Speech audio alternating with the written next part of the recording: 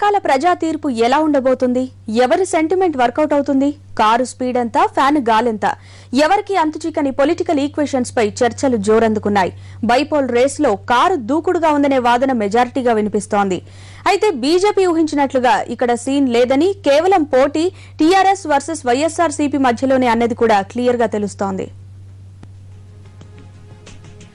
సీమాంధ్రలో కాంగ్రెస్, వైఎస్ఆర్ కాంగ్రెస్, టీడీపీల మధ్య tug of war నడిస్తే తెలంగాణలో మాత్రం వైఎస్ఆర్ కాంగ్రెస్ కు టీఆర్ఎస్, బీజేపీలు పోటీగా నిలిచాయి.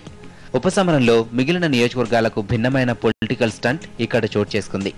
అయితే ఇన్నాళ్లు తెలంగాణలో ఏ ఉప ఎన్నిక జరిగినా కారు విజయం వైపు దూసుకుపోయింది.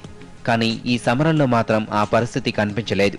టీఆర్ఎస్ తో వార్కు సై అంటే సై అంటూ కాలు దువ్వింది బీజేపీ. మరోవైపు వైఎస్ సెంటిమెంట్ తో బరిలో నిలిచిన కొండా సురేఖ కూడా టీఆర్ఎస్ కు సవాల్ విసిరింది. మొత్తంగా ఇక్కడ కూడా త్రిముఖ పోటీనే అనుకున్నారంతా.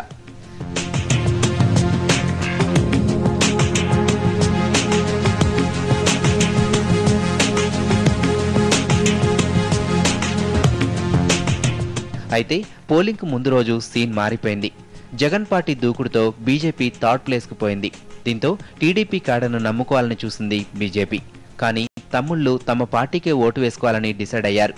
ఇక కాంగ్రెస్ క్యాడర్ అందరూ ఊహించినట్లే టీఆర్ఎస్కే మద్దతు ఇచ్చినట్టు తెలుస్తోంది. దీంతో కమలం వ్యూహం బెడిసికొట్టిందని రాజకీయ విశ్లేషకులు చెబుతున్నారు. ఫలితంగా పరకాల సమరం ద్విముఖంగా సాగిందనేది పొలిటికల్ అనాలిసిస్. బీజేపీ సీన్ నుంచి తప్పుకోవడంతో ప్రధాన పోటీ టీఆర్ఎస్ అభ్యర్థి భిక్షపతి, వైఎస్ఆర్సీపీ అభ్యర్థి కొండా సురేఖకు మధ్య నెలకొంది. కొండా సురేఖకు బలమైన ఓటు బ్యాంక్ ఉంది. పైగా పోలింగ్ కు ముందు రోజు లోపాయకారిగా క్యాడర్ను బాగా దగ్గర చేర్చుకున్నారనే వాదన వినిపిస్తోంది.